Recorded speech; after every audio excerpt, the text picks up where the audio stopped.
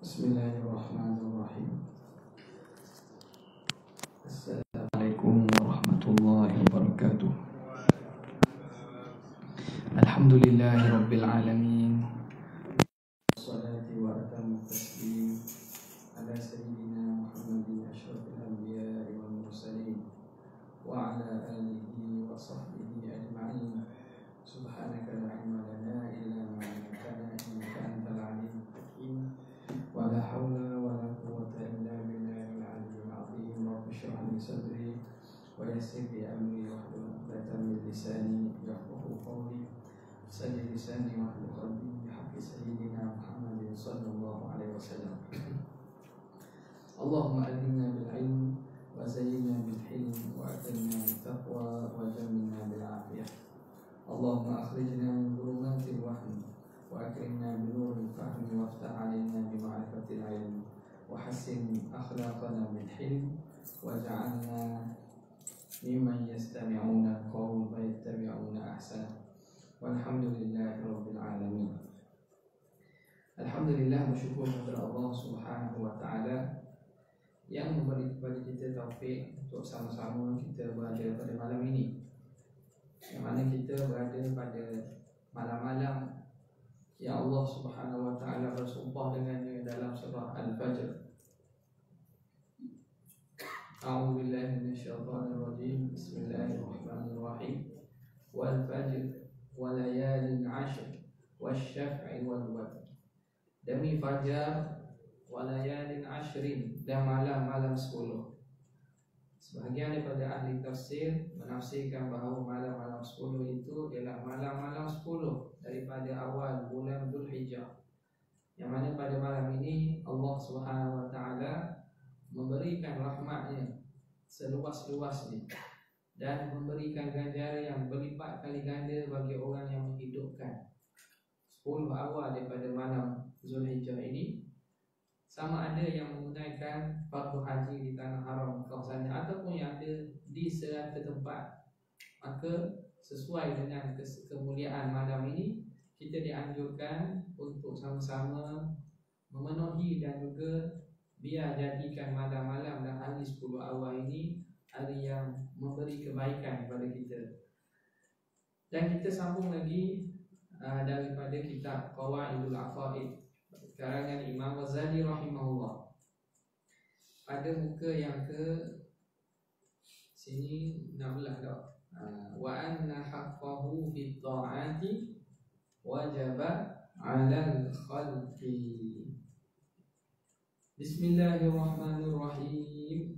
Qala al-mu'allif rahimahullah wa nafa'ana bihi wa bi 'ulumihi fid dharain amin ya rabbal alamin.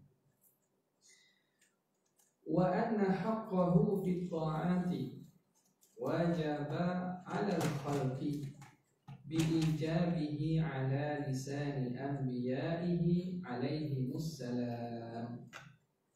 Sesungguhnya hak Allah Subhanahu wa taala untuk ditaati menjadi wajib kepada makhluk adalah kerana diwajibkan oleh Allah Subhanahu wa taala atas lidah para rasul.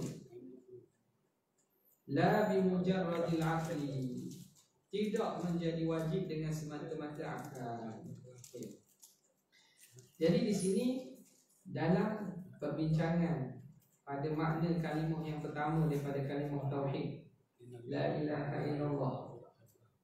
Dalam kalimah la ilaha illallah itu bukan sekadar kita menyaksikan ketauhidan Allah Ta'ala, keesaan Tuhan, tapi dalam itu mengandungi segala sifat-sifat yang wajib bagi Allah Subhanahu wa taala daripada segala sifat kesempurnaan. Dan dalam itu juga memberi kefahaman kita kepada mustahilnya sifat-sifat kekurangan bagi Allah. Dan dalam itu juga kita kena tahu apa sifat yang harus bagi Allah Subhanahu wa taala, iaitu mengadakan mungkin, termasuklah mewajibkan dan menjatuhkan hukuman, menetapkan hukuman. Itu adalah daripada perkara-perkara yang Allah Ta'ala buat dengan perbuatannya. Jadi antara prinsip perbincangan masalah ini, kalau dari segi perbincangan ulama kalam, bagi kita tidak ada isu pun sebenarnya kewajipan melaksanakan ketaatan ni. Dia beritahu sini wajib kerana Allah Ta'ala wajibkan. Memanglah begitu. Namun di sana benda ni dibincang kerana ada golongan daripada firqah, kumpulan-kumpulan dalam Islam ni, terutamanya Mu'tazilah, mengatakan bahawa kewajipan syariat itu, kewajipan taat dan seumpamanya itu wajib secara akal. Ini mereka asaskan atas konsep yang disebut sebagai tahsin dan takbih al-aqli. Tahsin, takbih aqli apa makna?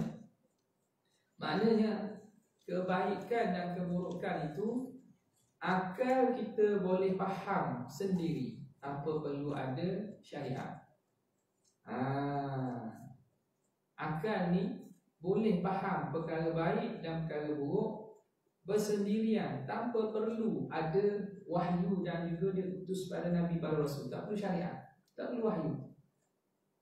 Bila kita dengar gitu baru kita nampak, jadi apa kaitan sekarang ni? Tak ada dah ke Mu'tazilah ni. Golongan Mu'tazilah ni memang tak ada persatuan sekarang ni. Ada pun didaftarkan di bawah pertubuhan persatuan, tak ada. Tetapi akidah dan pemikiran itu tidak pelik kalau masih ada dalam umat ini yang meletakkan akal itu sebagai kayu pengukur dan juga yang boleh menjatuhkan hukum bagi sesuatu. Kenapa ni kena buat? Kerana akal kata molek dengan menepikan hukum Tuhan, dengan menepikan syariat Allah. Kenapa kita kena buat ni? Ini kata betulah logiknya begitu. Munasabahnya begitu. Jadi diletakkan akal tu di depan dan diletakkan syariat Tuhan dan wahyu tu belakang. Jadi benda ini satu pegangan yang mana dah ada dahulu. Mungkin sekarang ni dengan nama yang lebih sedap bunyi kan, liberal nama dia. Dengan nama kebebasan menyampaikan pandangan, kebebasan berfikir, dengan hak asasi dan macam-macam gelaran-gelaran yang ada, yang mana dia memahamkan bahawa akal inilah segala-galanya. Akal inilah yang menjadi penentu bagi hukum hakam. Jadi ulama-ulama kita awal-awal lagi dah cekok benda ni. Sebab itu mereka yang mengikut pengajian yang disusun oleh para ulama dalam kitab mereka ini, marilah apa-apa bentuk cabaran ideologi akan datang masa semasa ni, ideologi semasa ni, dia akan faham bahawa ideologi ni sebenarnya tepat ke ataupun menyalahi kehendak syariat. Dia boleh faham walaupun nama tak serupa. Tak ada zaman dulu nama liberal, nama pluralisme, tak ada nama tu. Jadi tetapi dengan kefahaman yang ulama fahamkan kita tentang apa sifat yang wajib, mustahil dan haram pada Tuhan, kita boleh kenal. Ni jangan. Ni bawa fahaman yang tak betul. Nama Islam, nama tepek dengan nama-nama yang baik, yang bentuk nama-nama yang berbentuk Islami, tetapi dalamnya ada racun-racun yang cuba nak masukkan dalam umat Islam. Sebab itu kita kena faham betul-betul dalam akidah ni supaya kita tak termasuk perangkap, tak masuk jerat orang-orang yang cuba nak merosakkan Islam daripada dalam. Jadi dalam masalah ini ulama membincangkan. Mu'tazilah dia kata benda baik dan buruk tu akal boleh tentu dah. Tak ada wahyu pun dia boleh tentu. Ada. Bagi contoh, nipu contoh. Tipu tu semua orang kata tipu tu tak baik. Semua orang kata bahawa bercakap benar tu baik. Semua orang kata bahawa berbakti kepada kedua ibu bapa tu baik. Jadi punca asas kepada peletakan hukum di sisi Mu'tazilah ialah akli, akal. Sebab itu mereka kata at-tahsin wa taqbih akliyani. Menghukum sesuatu tu baik, menghukum sesuatu tu buruk, itu semua nisbah kepada akal mereka. Syarak mari lihat. Tidak nafi tegur kalau nafi ayat Quran ni. Tapi dari segi cara kefahaman, akal dulu syarak ni mari ke dia, tolong sokong, tolong betulkan apa yang dibetulkan oleh akal dan menidakkan apa yang ditidakkan oleh akal. Jadi apa kalau bila bertempur, mereka akan dahulukan akal daripada nas dan juga syariat. Okey. Jadi Imam Ghazali rahimahullah sebut kepada kita bahawa anna haqqahu fi ta'ati, hak Allah Subhanahu wa taala pada perkara-perkara taat, kita wajib mentaati Allah. Wajaba 'alal khalqi, wajib atas hamba ini mentaati Allah biijabihi, dengan sebab Allah mewajibkannya. Bukan sebab benda itu akal kata molek. Akal kata molek itu tak salah kata, tapi dia mari ke dia. Sebab kita elok buat baik, sebab kita dituntut untuk sembahyang contoh-contoh. Kenapa? Ataupun kita dituntut untuk bercakap benar. Ambil senanglah, dituntut untuk bercakap benar.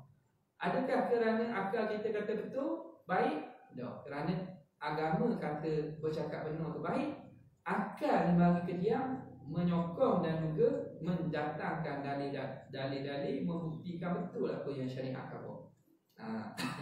Baliklah, balik daripada kefahaman Mu'tazilah. Kefahaman Mu'tazilah. Nampak? Jadi akal manusia ini hanya menyokong dan juga mengukuhkan apa yang diturunkan oleh syariat, apa yang datang daripada Allah Subhanahu wa taala. Dengan kewajipan Allah, Allah yang mewajibkan ala lisani anbiya'ihi alaihi wassalam, atas lidah para nabi alaihi wassalatu wassalam. Maknanya kita tak dapat tidak nak kata benda ni wajib, nak kata benda ni harus, sunat, haram, ialah kerana ada wahyu. Itu satu prinsip lain pula. Konsep kalau kita panggil ala lillahi hukm, hanya kepada Allah Ta'ala hukum. Hukum tu hanya bagi Allah Ta'ala saja. Maka hak untuk menetapkan hukuman tu Allah Subhanahu Wa Ta'ala. Kalau Tuhan dah letak, makanya kita tak boleh nak kompromi apa-apa. Jadi para nabi ni diutus untuk menyampaikan wahyu Allah, apa yang syariat Allah Subhanahu Wa Ta'ala. La bimujarradil aqli, tidak dengan semata-mata akal. Bukan semata-mata akal. Akal ini tak boleh semata-mata nak menentukan benda ini wajib buat. Kena puasa ni sebab apa? Puasa ni baik. Jadi kan puasa ni boleh menyebabkan baik kesihatan, wajib puasa. Bukan itu. Hukum dia tidak kait dengan hikmat. Hikmat tu hanya datang ke dia. Hanya benda yang mana Allah Ta'ala beri sebagai manfaat kepada manusia. Kenapa wajib puasa ni? Kerana Allah suruh. Kenapa sunat puasa 10 awal daripada bulan Muharram ni? Ini masuk Muharram kan? Orang nak rebang, disunatkan potong kuku. Disunatkan jangan potong kuku. Jangan sunat, jangan potong rambut. Jadi kenapa tu? Kerana Allah Ta'ala syariat suruh. Kita disunatkan puasa sejak daripada 1 Zulhijjah sampai ke 9. Kalau tak boleh sangat 9, hari Arafah tu pahala paling besar tu, paling banyak Allah Ta'ala beri tu. Jadi kenapa? Kerana nak daya. Nak daya tu ke dia? Kerana Allah Ta'ala yang menggalakkan kita, Nabi SAW menggalakkan kita, maka kita turut patuh. Jadi itu pandangan ahli sunnah wal jamaah. Seterusnya pengarang mengatakan tidak dengan semata-mata akal, sebagaimana dikatakan oleh Mu'tazilah. Walakinnahu ba'atha rusula wa adhara sidqahum bil mu'jizati. Allah Subhanahu wa taala mengutuskan para rasul dan menzahirkan kebenaran mereka melalui mukjizat. Tapi Allah Ta'ala, syariat Tuhan datang melalui Rasul. Rasul ni Allah Ta'ala jadikan dia itu bukti betul-betul Rasul. Tuhan beri mukjizat. Tuhan beri mukjizat. Sebab apa Tuhan berikan mukjizat kepada para Rasul ni? Supaya hamba-hambanya lain ikut turut dan yakin bahawa ni Rasul. Sebab itu kita dapati para nabi, para rasul ni bila Tuhan utus, Tuhan tak utus saja. Allah Ta'ala utuskan sekali dengan mukjizat yang menyatakan kebenaran. Kalau tidak, maka ramailah boleh mengaku rasul dan mengaku nabi. Kalau tak ada mukjizat. Ya, dan semata-mata dakwaan. Apa yang dibawa oleh Nabi alaihi salatu wassalam, Nabi kata berimanlah kepada Allah Ta'ala yang satu, adanya syurga neraka, adanya kehidupan lepas mati. Lepas tu ayat-ayat ini ialah daripada firman Allah. Nabi cakap beritahu kita. Jadi macam mana bukti bahawa Nabi itu betul utusan daripada Allah Ta'ala yang Tuhan sekalian alam ni?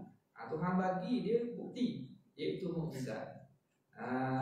Mukjizat. Kalau kita ramai mengadu, ramai yang mengaku. Zaman Nabi sendiri pun kok mengaku jadi Nabi pun ada. Kok mengaku jadi Nabi, zaman Nabi ni ada. Tak ada pelik lah. Mana zaman kita ni kalau mengaku jadi Nabi ni tak pelik. Zaman kita ni tak ada dah Nabi dan Rasul ni. Kok baru dilantik ni tak ada lah. Ada mengaku jadi Rasul Melayu.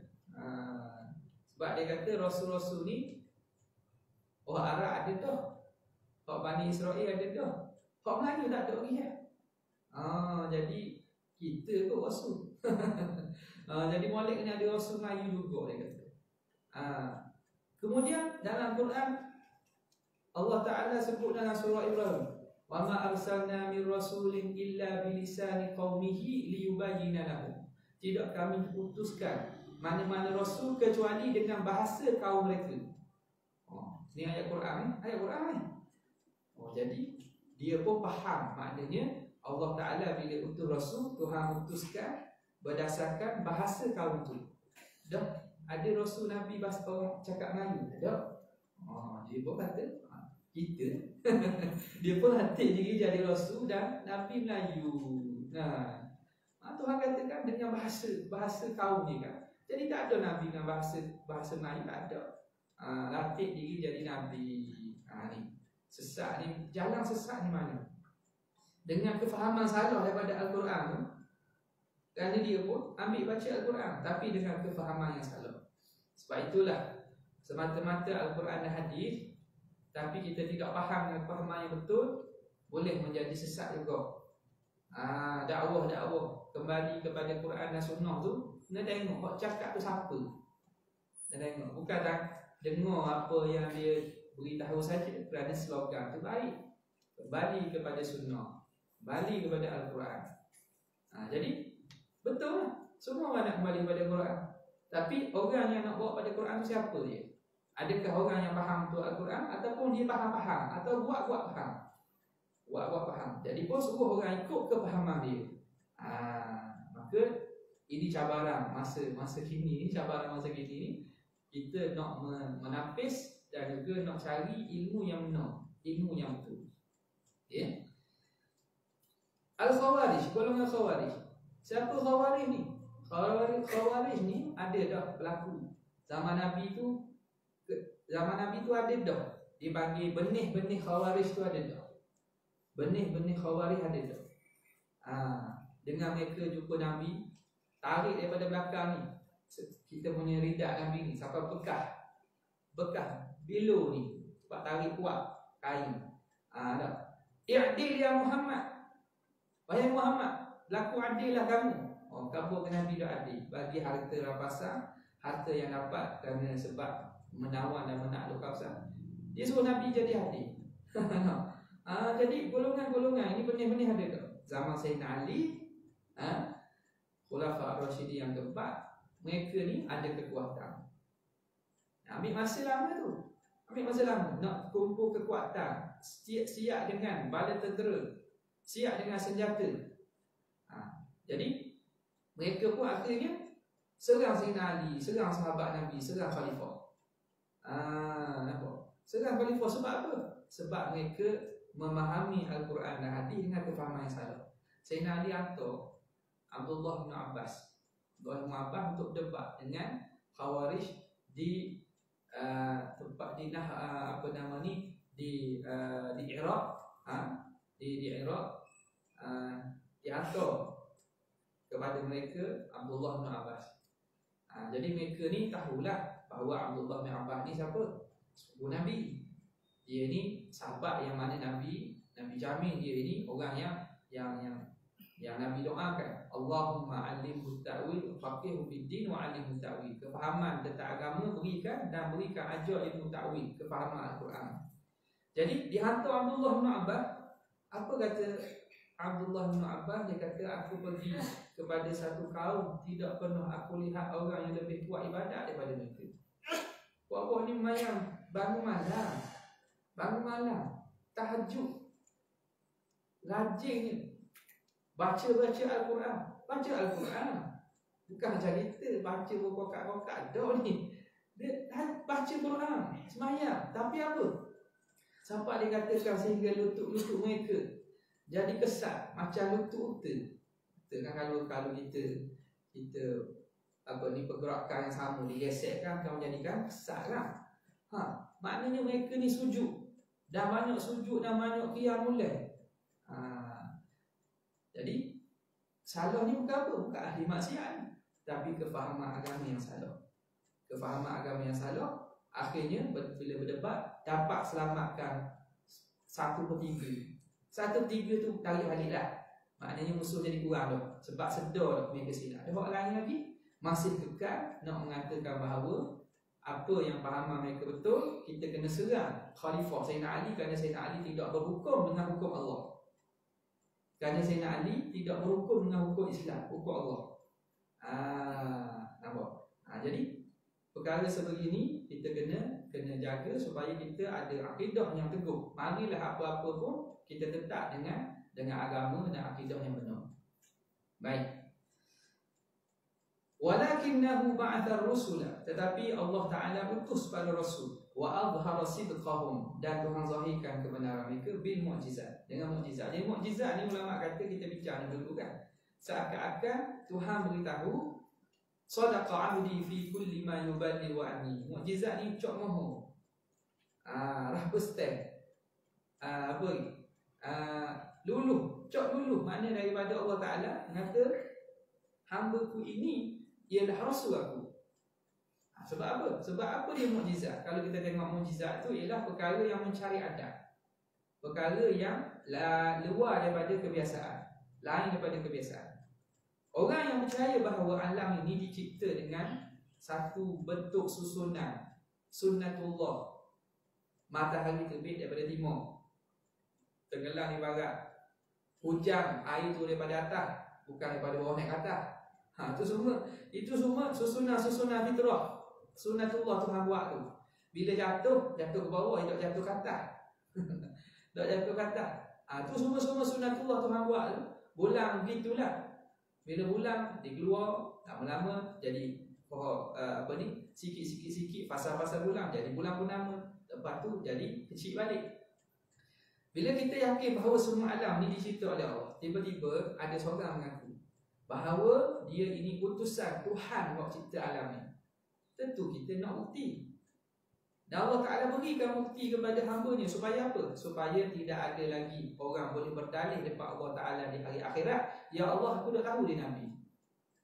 Li'alla yakuna linnasi 'ala Allahi hujjah, supaya tidak ada bagi manusia itu hujjah balas depan Tuhan.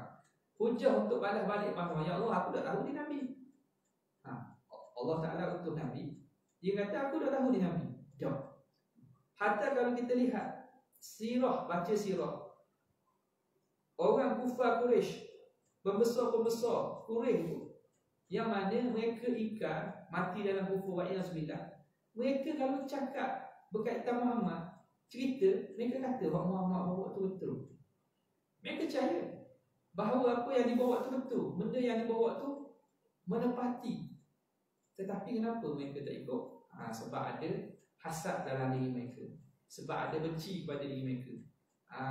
Kerana takut hilang tahta, takut hilang harta, takut hilang wanita. Itu ada lah, harta dan tahta. Jadi waktu paling penting tu. Jadi mereka enggan masuk Islam kerana mereka ada kepentingan. Kerana itulah bila Allah Ta'ala utus Nabi, Tuhan beri mukjizat. Mukjizat. Apa dia mukjizat? Perkara yang menyalahi kebiasaan. Bulan ni tak pernah hayat terbelah. Terbelah pula bukan. Belah tu belah nampak berasingan. Dan Nabi tunjuk tu belah, satu belah kanan Nabi, satu belah kiri Nabi. Terbelah dua. Dan ini bukan disaksikan di depan penduduk Quraisy saja, tapi orang-orang yang duduk di sekitar tu. Orang-orang Badawi yang duduk di sekitar Jaziratul Arab kata malam ni pelik pula. Bulan malam ni pelik, tak pernah berlaku. Nampak. Jadi itu membuktikan bahawa apa yang diberitahu oleh Nabi SAW ni betul lah dia utusan Allah. Kerana tak akan mampu buat itu. Mana ada orang boleh buat. Sebab itu bila Nabi Musa berhujah, berdebat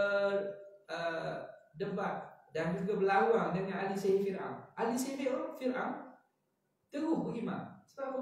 Sebab dia tahu ni bukan sihir. Mereka tahu bahawa apa yang bawa datang oleh Nabi Musa ni bukan sihir. Dia kenal lah sebab hidup mereka tu dengan sihir. Maknanya ni bukan sihir. Akhirnya ahli sihir Fir'aun beriman. Kena bunuh pun rela beriman. Sebab apa? Dia tahu dah Nabi Musa dia betul. Tapi kenapa Fir'aun nak kedudukan dia? Dia tak mahu pergi orang tunduk, dia tunduk kepada manusia tak mahu. Dia nak kepada orang menjadikan dia Tuhan. Maka sifat takabur besar diri itu menghalang dia daripada ikut apa yang dibawa oleh Nabi Musa AS. Bimu'jizatiz zahirah, dengan mukjizat yang nyata. Mukjizat ni bersifat nyata. Kita ni umat akhir zaman, Allah Ta'ala beri keistimewaan mukjizat Nabi akhir zaman kekal. Itu Al-Quran. Al-Quran cabaran daripada dulu sampai sekarang. Ada orang boleh buat macam Quran? Ada. Waktu kita dengar surah Wasoya lah, surah Al-Mu'minun, waktu reka orang yang pandai bahasa Arab dengar tahu dah salah. Tak ada i'jaz, tidak ada ketakjuban, keajaiban pun pada surah yang mereka direka tu. Yang nak yang macam Quran. No, tak ada. Buktinya zaman Allah Ta'ala turunkan Quran tu, orang Arab berada pada tahap kecerdikan bahasa yang paling tinggi. Zaman kesastraan Arab yang paling tinggi. Zaman tu pun penyair-penyair kata tak boleh nak lawan, tak boleh nak buat macam Quran ni. Mereka mengaku lemah dan tak mampu untuk menandingi Quran. Sampai sekarang lah. Cabaran lah. Dan ni orang cabar debat lama. Ini tak puas hati cabar debat. Mari kita berdebat. Kalau berani, kalau anak jantan, jom berdebat. Jom macam-macam. Al-Quran kadang-kadang benda remeh je. Benda tak boleh berdebat pun. Benda tak boleh sesal boleh ada. Ajak ke kedai makan di sana. Akak si minyak, sesal cerita. Benda salah faham sikit. Tapi kerana nak nunjukkan dia betul orang yang salah, nak angkat diri dan jatuhkan orang lain, kita macam-macam buat. Sama lah, ni lah, tu lah. Salah ni ahli agama buat tu, jadi tak comel. Tak comel. Baik. Jadi tawaran Allah Ta'ala ajak supaya buat Al-Quran tu sampai sekarang belum ada yang mampu sahur. Dan memang kita kata tak akan mampu lah. Walan taf'alu, kamu tak akan mampu buat selama-lamanya. Dah nak kata orang ni ada pandai hebat seumpama penyair Arab dulu. Pada Ghalib ni payah lah. Cerita pada Ghalib adat ni payah. Kalau zaman dulu hebat pun nak mampu, sekarang ni dia akan jadi kemahiran bahasa ni Arab lah makin lemah. Okay.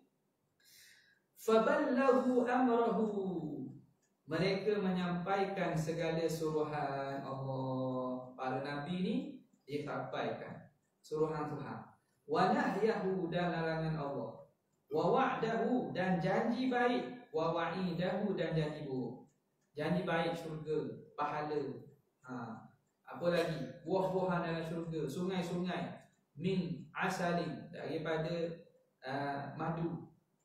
Min labanin, daripada susu. Lam yataghayyar ta'muhu, susu yang tak berubah, rasa tak berubah. Susu, sungai daripada susu dalam syurga.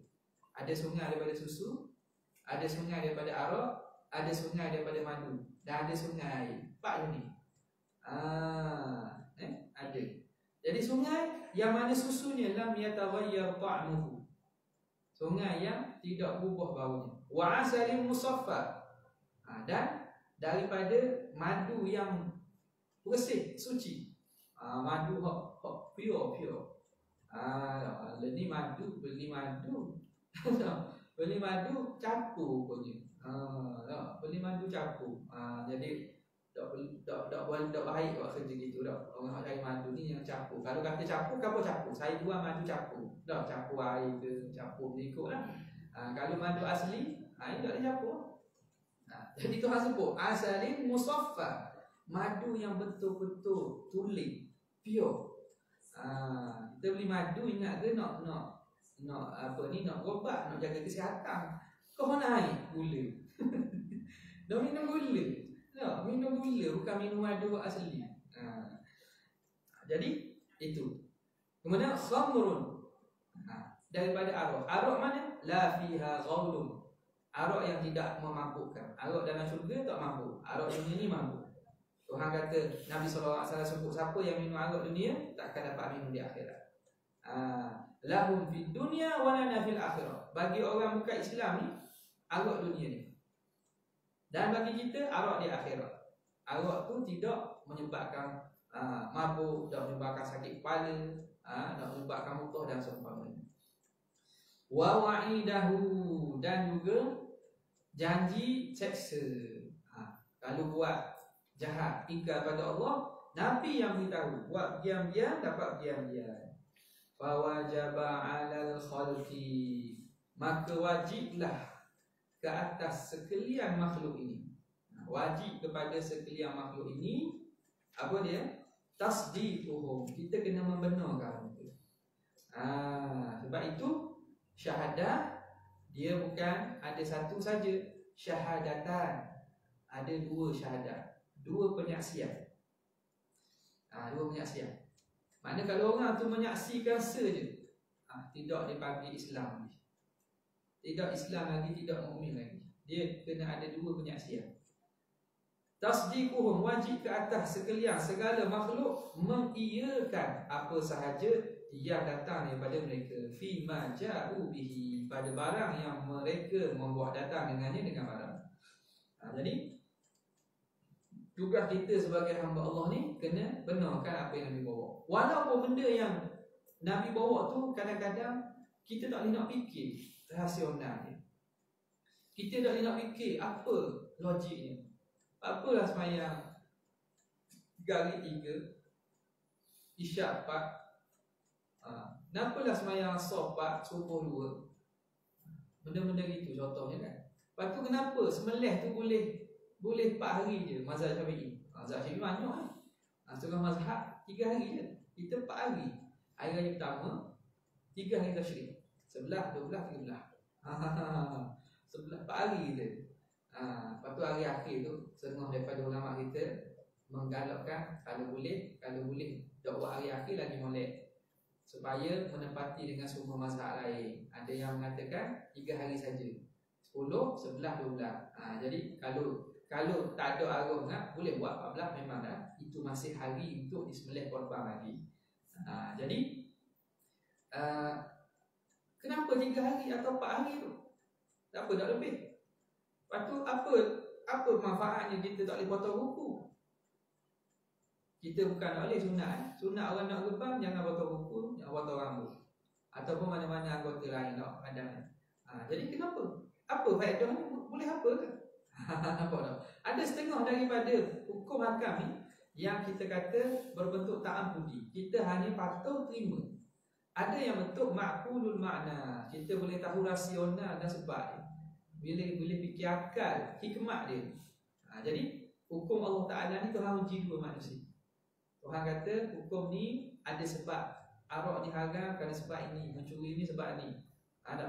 Dan ada perkara yang perlu kepada kita beriman sajalah, terima saja, kerana kita tidak tahu hikmat di sebalik ni. Hikmat di sebalik tu kadang-kadang Allah Ta'ala tunjukkan juga, tetapi ambil masa. Ditunjukkan juga apa air liur anjing ni kena basuh sampai 7 kali. Salah satunya dengan air tanah. Apa? Air liur anjing kan. Anjing memang dia bari jilat orang tak? Kalau beli anjing kan dah susah. Jadi kenapa sampai kena basuh lain? Tak boleh ke basuh dengan sabun? Jadi zaman dulu belum ada kajian-kajian tentang bagaimana bakteria yang ada pada air liur. Terimalah, orang Islam terima. Kenapa? Kerana Allah Ta'ala suruh. Allah Ta'ala suruh, Nabi suruh bahawa idza walagal kalbu fi ina'i ahadikum falyaghsilhu sab'an ihdahunna biturab. Bila mana anjing jilat bekas air kamu, basuhlah. Maknanya cuah dulu lah, bekas air tu cuah dulu lah. Air ni cuah. Air tu bukan boleh biar gitu. Sikitlah kalau air berkolok dah cuah. Mari kolok sejik osok. Sini ada kolok? Ada. Ada setengah kolok sejik. Pak lebih 2 kolok. 2 kolok ni sukat tang tak usah mana pun. Air yang lebih 2 kolok dan ke atas, anjing jilat ada masalah.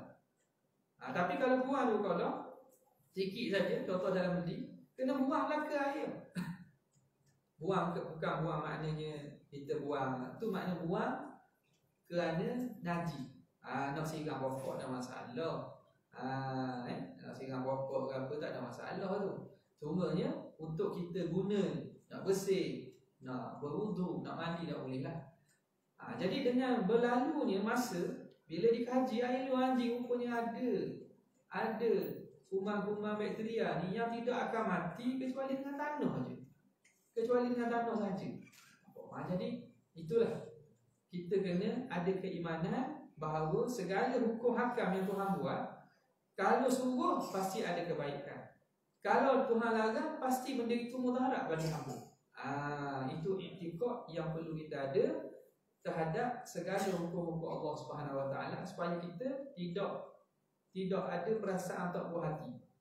Fala wa rabbika la yu'minunaka hatta fala wa rabbika la yu'minunaka hatta yuhakimuka fima shajara bainahum thumma la yajidu fi anfusihim harajan mimma qadaita wa yusallimu taslima.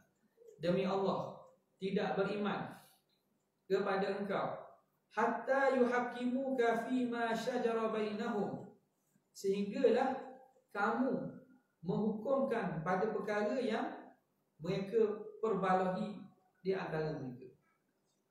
Fala wa rabbika la yu'minuna hatta yuhaqqimuka, sehingga kamu wahai Muhammad menjatuhkan hukum pada perkara yang mereka berbalah. Thumma la yajidu, kemudian mereka tidak dapati dalam diri mereka haraja, rasa susah hati. Tak puas hati hukum Tuhan, tak puas hati ketetapan Nabi. Jangan ada. Mereka tidak dapati dalam diri mereka haraja, rasa sesak, rasa tak puas hati fi mimma qadaita, pada perkara yang telah kau putuskan, wa yusallimu taslima, dan mereka menyerahkan dengan betul-betul serah. Itu dia keimanan yang perlu ada pada diri orang Islam dan orang mukmin. Jadi apa yang dibawa datang oleh para nabi banyak. Sebab itulah kalau dalam Faridatul Faraid kan, kitab Faridatul Faraid yang mengajar, ada dosen juga mengaji dulu kan. Dalam tu apa disebut? Syekh Ahmad sebut la ilaha illallah satu titis. Muhammadur Rasulullah itu lautan. La ilaha illallah itu satu titis daripada lautan itu. Jadi adalah orang yang tak faham ni komen kata, takkan Nabi ni macam laut, Tuhan ni macam setitis air daripada laut. Ni orang tak faham ni. Sebab tu kitab-kitab ni kena berguru dan juga kena ada panduan. Bukan kita faham dengan kefahaman kita. Dia kata takkan Nabi macam laut, Tuhan ni macam setitis air laut. Besar benar Nabi. Padahal Syekh Ahmad kata, apa yang dibawa datang oleh Nabi itu, Muhammadur Rasulullah itu menuntut kita percaya risalah Nabi. Kenapa? Kerana risalah Nabi bawa ni banyak. Dan sebahagian daripada apa yang Nabi bawa risalah ialah beriman dengan Tuhan. Jadi beriman dengan Tuhan tu termasuk satu daripada perkara yang dibawa oleh Nabi. Bukan nak mengatakan Nabi lebih tinggi pada Tuhan, tidak. Bukan nak melebihkan Nabi, merendahkan Tuhan, bukan, mana boleh itu. Tapi perkara yang dibawa, yang ada terkandung dalam Muhammadur Rasulullah tu banyak. Dan antara perkara yang Nabi bawa ialah tentang ketauhidan Allah. Jadi Tauhid itu salah satu daripada perkara-perkara yang dibawa oleh Nabi oleh banyaknya. Syurga Nabi beritahu, neraka Nabi beritahu, sirat Nabi beritahu, ruku hakam Nabi beritahu. Siapa yang tahu Nabi? Allah Ta'ala juga. Itu maksud daripada kalam Syekh Ahmad Al-Fatani dalam kitabnya Faridatul Faraid. Jadi sesat dari situ kata pengarang wa makna kalimat tsani. Makna kalimah kedua iaitu asyhadah li rasul wa asyhadu anna Muhammadar Rasulullah. Masuk kalimah yang kedua ini insya-Allah kita akan sambung pada kesempatan yang akan datang. Minggu depan ada tak? Tak raya lagi tak? Tak raya lagi. Tak apalah, apa-apa pun maklum balik insya-Allah taala. Ada soalan?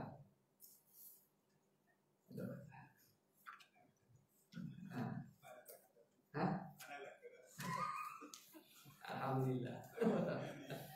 Doa. Kalau tak ada sekadar itulah untuk kali ini. Wabillahi taufiq wal hidayah. Assalamualaikum warahmatullahi wabarakatuh.